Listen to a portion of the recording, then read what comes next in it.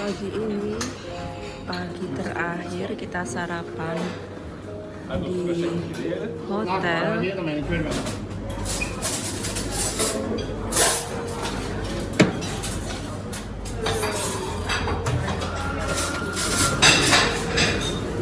Anak lanang mau makan telur lagi.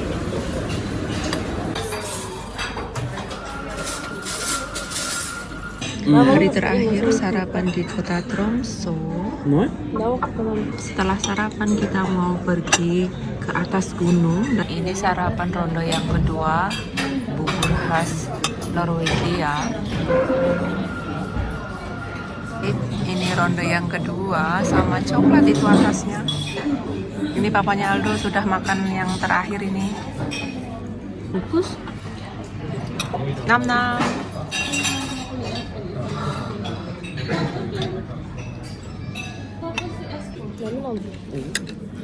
Ini kelapa. Tiap pagi aku makan seperti ini karena butuh energi buat jalan-jalan.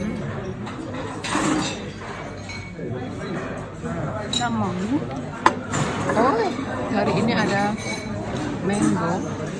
Nah, dan ini sudah yang ketiga. Di hotel ini sarapannya tutup itu jam 10:30. Ngambil buahnya ini yang terakhir jam 10:30 lewat 5 menit. Ciduk untuk nyiduk buah-buahan sudah nggak ada. Tinggal buah-buahan aja yang terpanjang semua sudah dibersihin.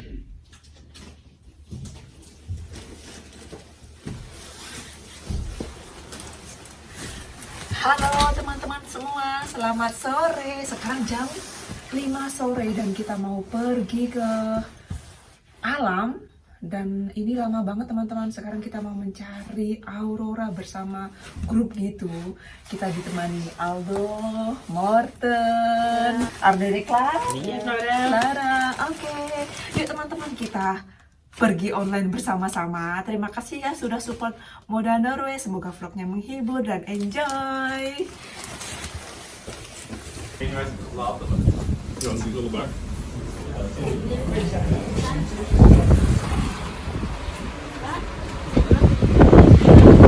Itu yang di plastik itu celana ke alam, dan yang di tas itu makanan cemilan karena kita di alam akan lama dan nggak ada warung, jadi kita wajib bawa cemilan.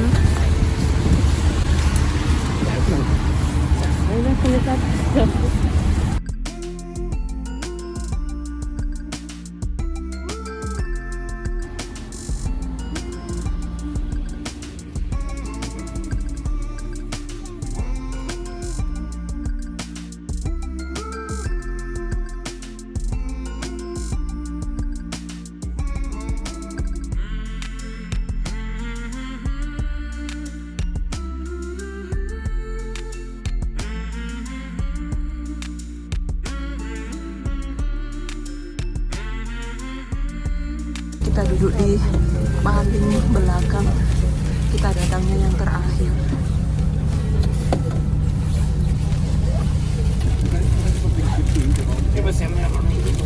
Ini celananya kita taruh di sini, jaketnya juga. Jaket aku 2 sama punya Aldo ditaruh di sini karena di dalam bus anget seperti di dalam rumah. Dalam busnya juga ada WC-nya. Ini ada mejanya, tapi kita nggak dapat makanan teman-teman, dan juga bisa buat ngecas HP. Makanya kita disuruh bawa bekal sendiri, itu bawa pisang di depan sana. So I would recommend to at least unzip your jackets, maybe take them off altogether. We'll try to keep the bus nice and warm. How is actually the temperature right now in the bus? How is it in the back? Thumbs up. Don't forget to separate. On these slippery Norwegian boats, so that we have to break the seatbelts are That's so good. Thank you guys. Alright guys, so it looks like the backup office confirmed that we are all here, so that's awesome. So I think right now, just before we start driving, I will introduce us here up front one more time for you to know our names and who to call if you need anything. So my name is Meda, and I will be guiding the night together with Ben. Hello, guys. Take away the microphone to put. And Egidius will be our driver. Welcome and welcome. Cool, lovely. Cool, guys, nice to see you here. Just a quick question for everyone. By show of hands, who has been on the chase before? Quite a few, but still looks like quite a few first-timers. So sorry, guys. The ones who have joined, you might hear a bit of familiar information. But I think a lot of you right now are thinking, where are we going tonight? Hello. Especially if you're joining for the first time, you might be thinking, what is the chase? What do we do on the chase? How much of the total are we going to see? So right now, I will try to. Sekarang kita di bawah gunung, sebelah kiri sama sebelah kanan itu gunungnya tinggi sekali, tinggi lurus gitu. Jadi kita di tengah-tengah dan di sini nggak ada perumahan. Dan terlihat dari atas gunungnya itu aurora tapi tipis. Dan di sini nggak ada lampu jalan karena sekarang kita di tengah-tengah hutan. Baby Kersai, dancing, oi. Oh, another one.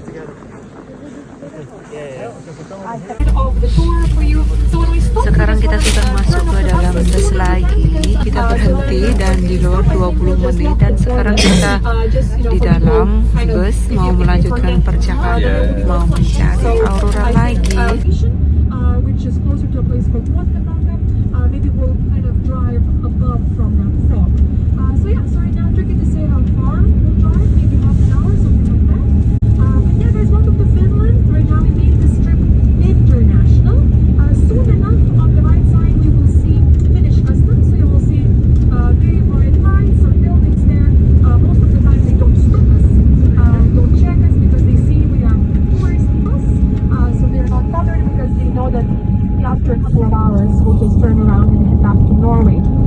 So in Norway is 1 hour less than in Finland. So I think right now, let's see the time. So it says 9:07. So I think now that's Norwegian time. So probably some of your phones might show already 10:07. But at the moment I think we'll just keep on chasing for the better sky conditions.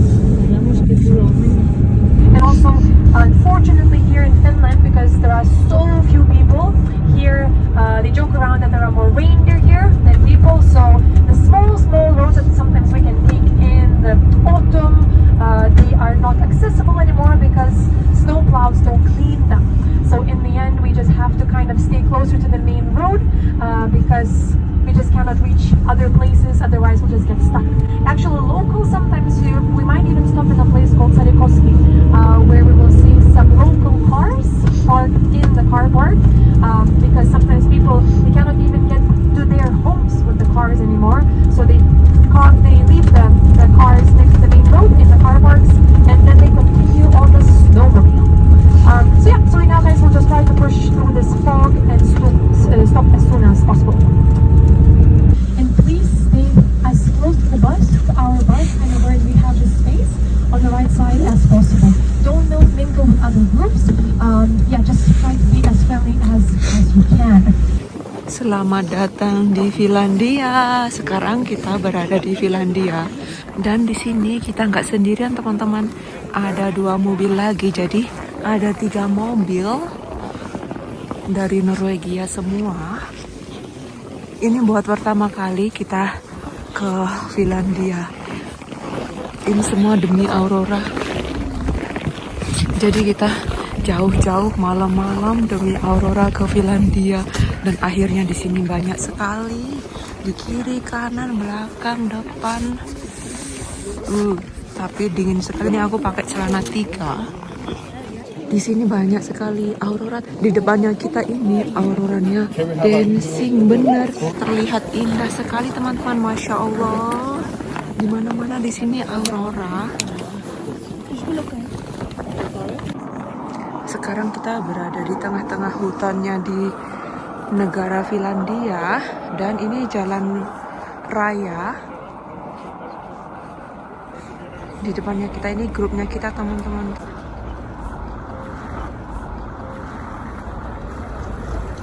kita dilarang ngambil foto pakai lampu. Tuh grupnya kita sampai ke sana. Bikin api unggun untuk menghangatkan badan. Di sini minusnya banget, dinginnya juga banget. Alhamdulillah ya Allah, akhirnya cita-cita kita selama ini sudah di depan mata. Yang kita impikan selama ini, yang kita tanyakan selama ini, yang kita maui selama ini, yang kita penasaran selama ini, akhirnya hari ini bulan ini tahun ini kita bisa melihat nyata. Masya Allah, cahayanya begitu indah dan sempurna. Cahayanya itu bikin takjub. Cahayanya yang begitu mempesona membuat orang-orang di seluruh dunia jatuh cinta. Do you have any questions, guys? When you did this tour 6 years ago, Yeah. was it closer to the solar maximum? How was it? 2016. Yeah. I would say definitely, and I remember that we didn't have a lot of nights with anything or nothing, you know? It's basically a lot of times we saw quite a lot of dancing. Somehow I remember that season in nothing. Oh guys, look above, look above! Dan aurora di sini nih pada menari. Subhanallah, indah sekali. Oh my god.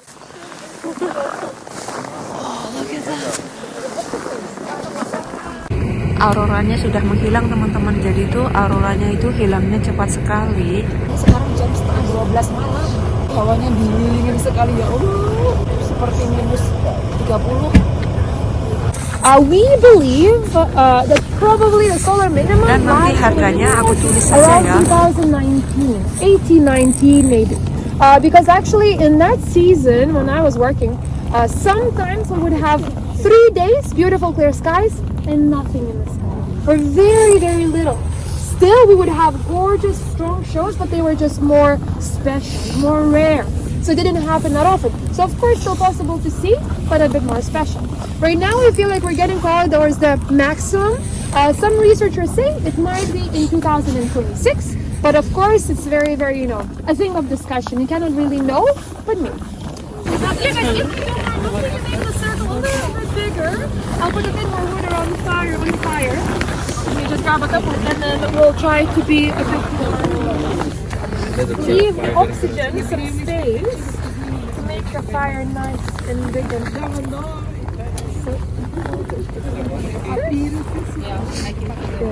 We need quite a few fires. Actually, guys, I know for some of you might feel quite cold. This place with minus 34. So minus 12 feels like summer.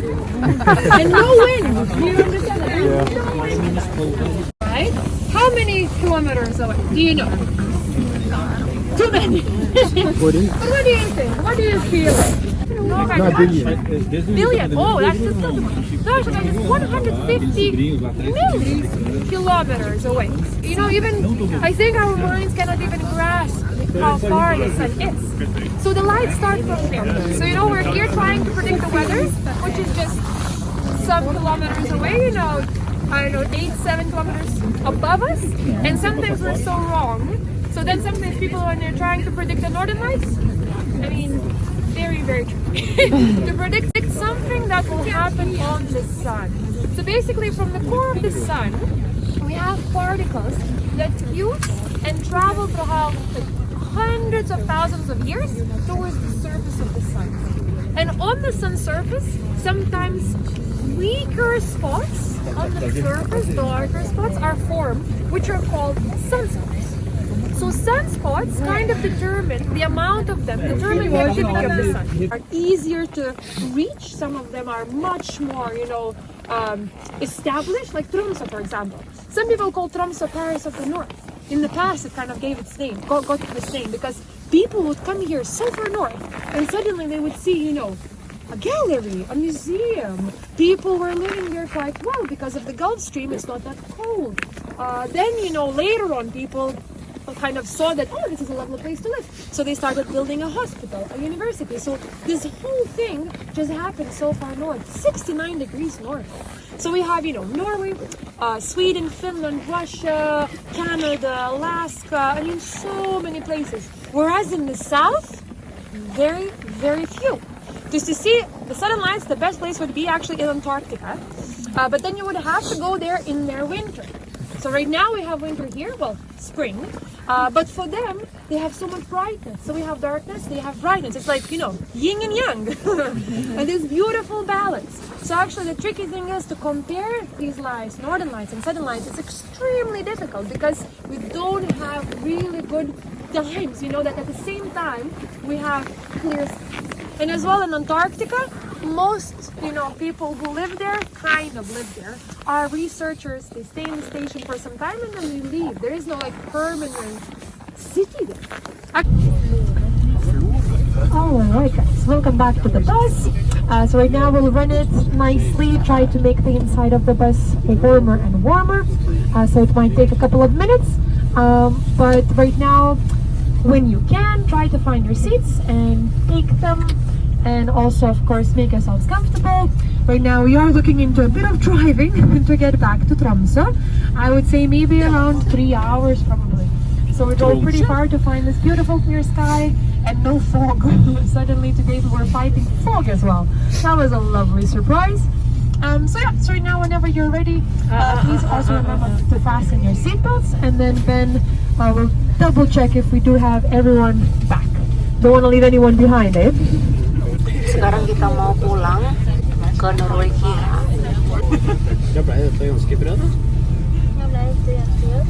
Nah, dari sini ke perbatasan Norwegia 2 jam.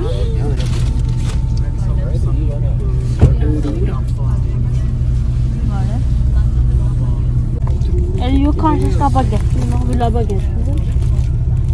Ja, kanskje. Kan ikke bare legge den oppå her, da? Kanskje spiser den en stund? Penumpangnya belum semua masuk.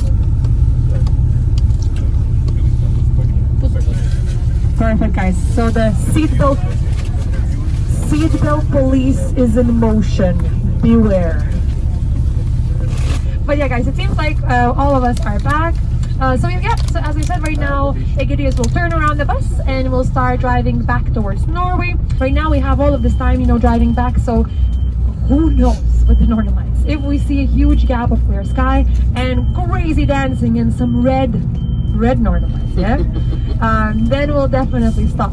But of course, as for now, I just really want to thank you guys all for joining, for believing, for being so positive, so happy about everything. So thank you so much. It makes, you know, world of a difference to have this lovely group. Couldn't be happier because I mean Corona definitely affected all of us, but tourism took a pretty big punch in the face. If you need anything, let us know and we'll be here up front. Thank you guys. Nah, di negara Finlandia itu jamnya maju 1 jam. Jadi kalau kita jam 1 di negara Norwegia jam 12. Nih kita berangkatnya 1 jam setelah kita di mobil. Aku langsung puyeng, kepalaku pening karena sudah lama nggak naik kendaraan umum dan jalannya itu nggak lurus, teman-teman. Jalannya itu belok gitu, jadinya itu di kepala pusing. Kendaraan umum di Tromsø seperti naik pesawat.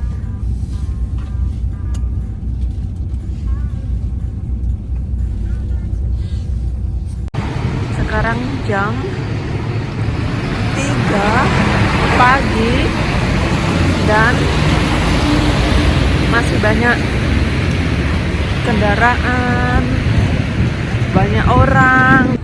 Jadi kota Tromsø itu benar-benar seperti Paris, non-stop.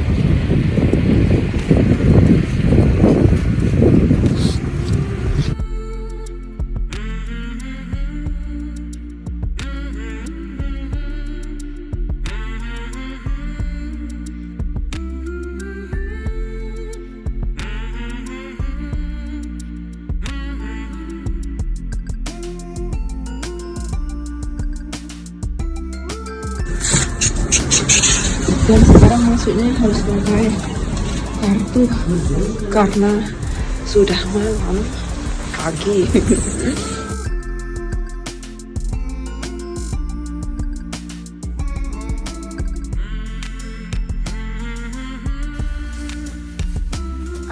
akhirnya kita sudah di hotel lagi. Sekarang jam 3 pagi teman-teman. Jadi dari bus ke sini itu cuman 2 menit jalan saja. Dan aku mabuk naik kendaraan karena sudah lama sekali nggak naik kendaraan umum, naik kereta api, dan ini sudah ngantuk sekali. Ini demi melihat aurora sampai ke luar negeri. Tapi nggak terasa kita ke luar negeri teman-teman, bener. Jalannya itu lurus gitu loh, nggak ngelewatin tol, keramaian, enggak. Jadi tuh dari hutan ke hutan, terus pulangnya sama. Walaupun jam 3 sore, malam, pagi, di mana-mana banyak orang, banyak kendaraan umum, banyak taksi seliweran, bener-bener kota Parisnya negara 4 negara ya, 1, 2, 3, iya. Dan sekarang aku mau mandi. Ini aku sudah kesetah ini. Duh. Kita jumpa kembali di vlog selanjutnya. Have a beautiful day. Selamat malam. Especially if you're joining for the first time, you might be thinking, what is the chase? What do we do on the chase? How much of the Northern Lights we're going to see? So right now I will try to reveal the secrets of the chase and what is the plan for tonight. So before the chase, we're thinking about 3 main things that we want to find, and if we manage to find all of those 3 things at the same time, then we can see the Northern Lights. Yeah. So the first thing that we think about is darkness. The second one is clear skies as much as possible every given night, and the third one is Northern Lights activity. So darkness, I would say, is the thing that we have the most control of. So that's the thing, that we basically, what we do is to try to avoid light pollution. Because right now we still have a lot of darkness. It's getting brighter and brighter. Actually, I'm not sure how long you're staying in Tromsø, but you might have noticed, if you're staying maybe for a week already or 5 days or something like that, that it's getting much brighter with every day. So basically, when the sun returns after polar night, we get 5 minutes in the morning and 5 minutes more in the evening of sunlight. So if you stay here for a week, when you come after like a week, it should be more than 1 hour longer of sunlight. So definitely the sun is getting higher in the sky and shining brighter for a longer time. But still, I would say beginning of March is a great time to go chasing, because we still have plenty of darkness and we have a lot of brightness as well to enjoy, the vicinity of Tromsø, to go exploring. So yes, so darkness is with us, but what we do is try to avoid light pollution as well. So right now we're leaving the city of Tromsø. When we're passing the town, all of you can clearly see that we have loads of cars, buildings here, and everything is producing light. So it's not ideal place to see the Northern Lights, I would say. Actually, sometimes people do ask, can you see the Northern Lights from the city center? And yes, it is definitely possible if you have completely clear skies, and it's the best if the lights would be above you and very strong, so it's possible to see them. But imagine if you can see them with all of this light pollution here in the city center, how magnificent it would be if you're somewhere away from light pollution. Sometimes on the chase, when we are driving away from Tromsø and stopping somewhere, we maybe have like a small village in the distance, maybe some street lights still visible further away, but definitely nothing as big as what we have in Tromsø. The second thing that we need is clear sky. So do we have anyone who checked the weather forecast for tonight? Just a couple of people. Here around Tromsø, it's quite cloudy. Actually, overall in the region, it's quite, I would say, a challenging night, absolutely. So for you, for the ones who haven't checked the forecast, right now I will tell you what it says, because before every chase, we do check weather forecasts. But tonight, the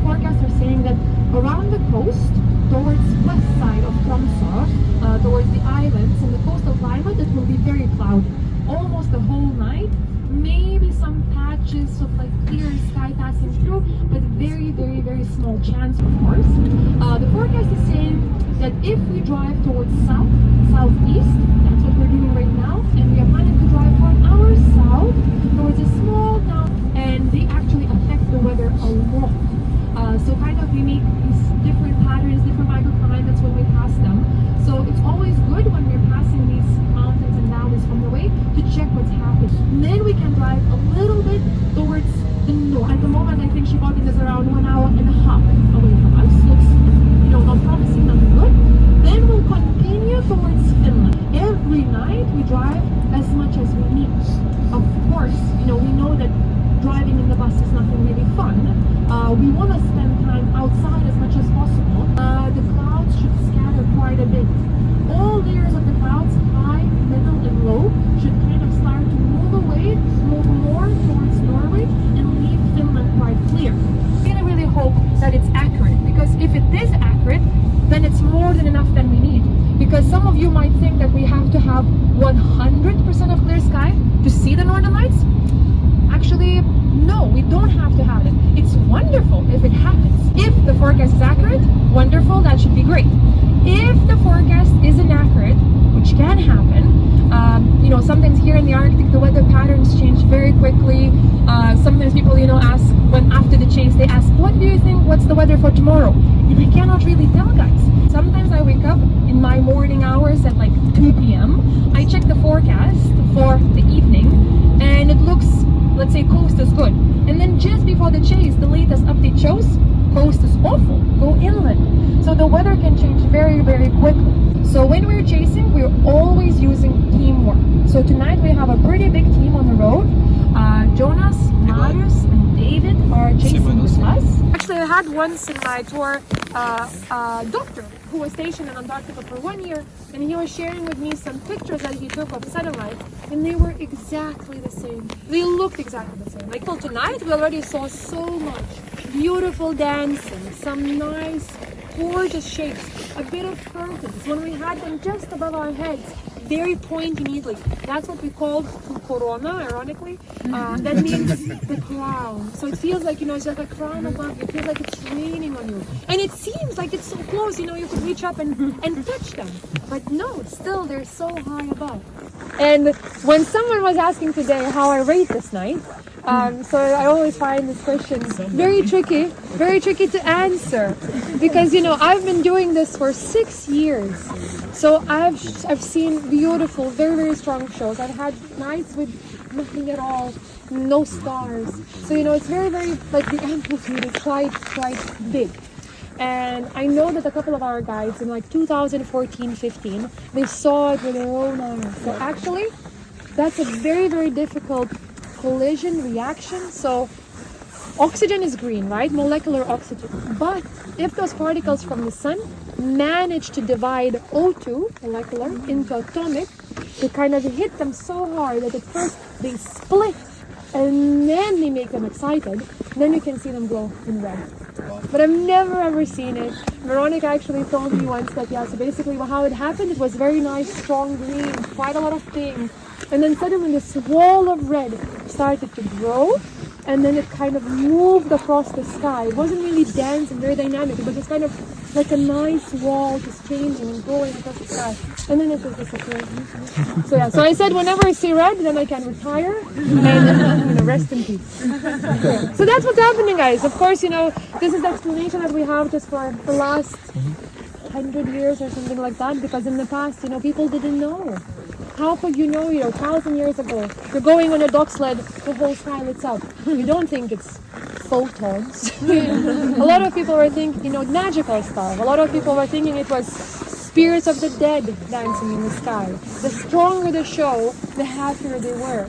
For example, in Finland, right now we are in Finland, there's this beautiful story about the firefox. In Finnish, actually, they call Northern Lights Revontunet. And Revontunet is also the name for this firefox. So Northern Lights and firefox are the same word.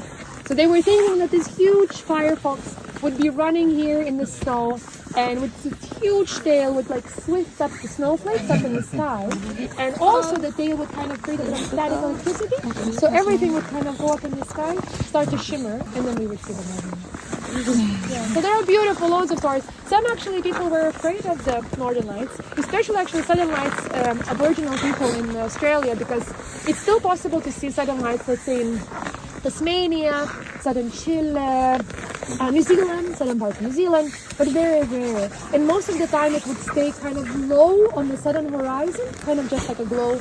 So they were thinking that that was like a bad omen. They were thinking that maybe huge bushfires are happening far in the distance, and they're kind of coming for them. So whenever they saw them, they were getting worried because they were thinking something bad might happen.